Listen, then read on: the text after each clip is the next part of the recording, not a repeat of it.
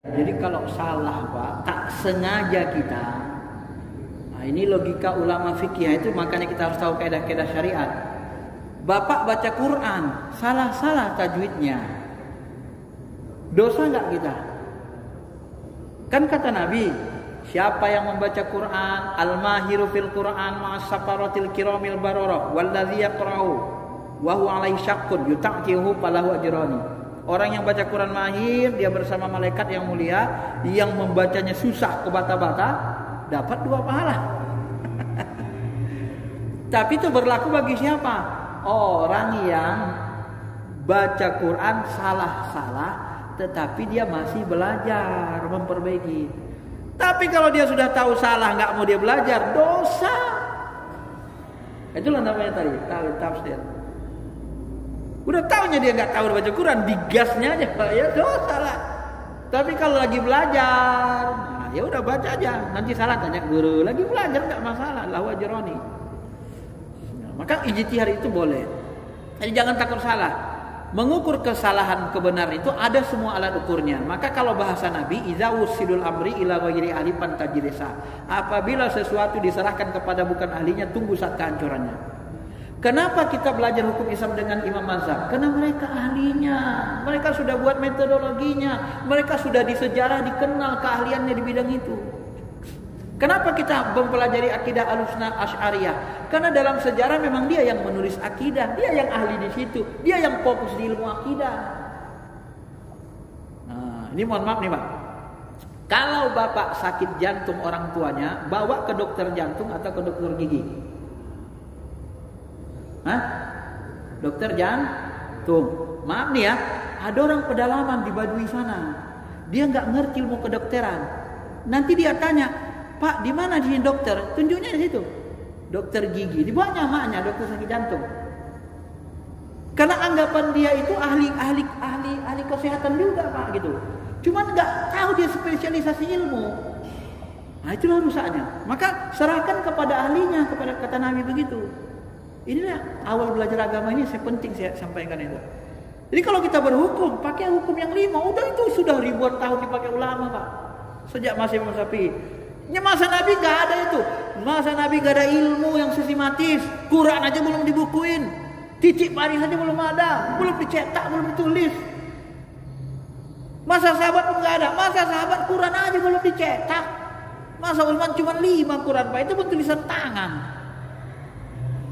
Ilmu itu muncul semuanya di masa tabi'in dan tabi'in disistematis.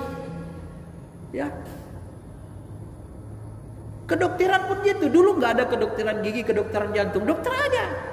Tapi perkembangan ilmu, spesialisasi gitu. Sama dengan ilmu agama, Pak. Ya. Nah, Bapak bisa mencerna lah dengan logika. Fungsikan akal kita dengan baik. Kita bisa nanti tahu kan. Gampang. Oh, ini sebenarnya dia berhukum nggak pakai ilmu hukum Islam. Ya. Kenapa kamu tidak pakai ilmu hukum Islam? Ya masa Nabi sahabat nggak ada ilmu. Ya memang nggak ada. Orang ilmu hadis saja nggak ada masa Nabi sahabat. Mana ada di Sahih, mana sahabat, mana ada. Ilmu itu memang semuanya masa tabiin baru diurai, disistematisasi. Ya. Jadi alat ukurnya begitu. Bapak gampang nanti, nggak usah takut. Kembalikan belajar dengan ulama yang ahli. Ini ahli hadis nih, jurusannya di Madinah apa? Belajar hadis, akidah hadis. Udah akidah. Akidah hadis buku yang dipakai apa? Buku ini. Oh, berarti akidahnya model ini. Nah, gitu kan? Buku sejarah, baca sejarah akidah Islam, sejarah ilmu kalam. So kita baca sejarah ilmu kalam, yang mana yang Ahlussunnah wal Jamaah itu? Ternyata tabi'in yang Ahlussunnah wal Jamaah itu Asy'ari dan Maturidi. Yang sesat itu Mu'tazilah, Syiah, Khawarij, Mujassimah, kan gitu kan? Nah, dari situ kita paham sebenarnya kan.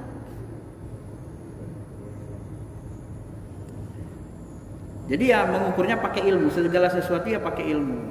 Ya. Termasuk spesialisasi ilmu. Ada orang tanya, kenapa kalian fikih ngikut Imam Syafi'i? Kenapa akidahnya enggak ikut Syafi'i? Mana buku akidah Imam Syafi'i? Ada bukunya? Secara sistematis? Enggak ada. Yang enggak ada kenapa kok dia ikut? Macam mana ikutnya? Oh dia enggak nyusun kok. Tapi Imam Asy'ari dia susun secara sistematis. Karena dia fokus di situ, Pak, gitu. Dan dia termasuk Ahlussunnah, berguru ke Imam, guru-gurunya disambung ke Imam Hambali, ya. Dia termasuk Jamaah Sunnah, walaupun awalnya dia Mu'tazilah, tapi dia sudah keluar, dibantahnya Mu'tazilah. Dia mimpi kepada Nabi supaya meluruskan akidah, sehingga diluruskannya akidah. Nah, maka kita harus tahu sejarah Asy'ari itu siapa, sehingga kita tidak mudah mengklaim dia orang yang sesat, gitu ya. Baik Pak, saya kira itu aja pengantarnya. Pengantar ini menurut saya karena kita baru pertama kali jumpa, jadi perlu untuk mengantar. Saya tidak membahas ilmu fikih, walaupun saya jurusan syariah fikih. Saya tidak membahas Al-Quran, ilmu Quran tadi, karena walaupun saya dosen Quran sejak 2001, karena di awal harus tahu dulu cara belajar. Bagi saya itu sangat penting supaya umat kita tidak tersesat memilih jalannya. Tapi kalau sudah kita logika-logika yang saya sebutkan ini bisa dipahami dengan baik, insya Allah aman semua Pak. Kalaupun kita tersalah, ma'fu namanya, dimaafkan Allah Subhanahu Wa Taala. Ya, tapi terus belajar, jangan nggak mau belajar lagi. Yang susahnya kan Pak, dia belajar sama guru sana, sama guru lain nggak mau belajar dia, nggak dapat dia keutamaan ilmu ini. Dia kiranya ustadznya udah bisa mewakili seluruh ulama. Waduh, kasihan banget ya. Ada nggak satu ulama bisa mewakili seluruh ulama lain ilmunya? Ada? Nggak ada Pak. Di kedokteran nggak ada, di ilmu agama nggak ada, di ilmu manapun nggak bakalan ada yang satu bisa mewakili seluruhnya, nggak ada. Ya, itulah namanya kita ba'duhum li ba'din, saling tolong menolong, saling melengkapi. Masing-masing ada ahli. Nah, maka disuruh Nabi serahkan ke ahlinya. Ya, tasawuf pun gitu Pak, serahkan ahlinya. Jangan Bapak belajar tasawuf dengan ulama hadis, habislah. Coba Bapak belajar tasawuf dengan ulama hadis yang ahli tasawuf. Hakim Tirmizi, ulama salaf, dia ahli hadis, ahli tasawuf, baru benar.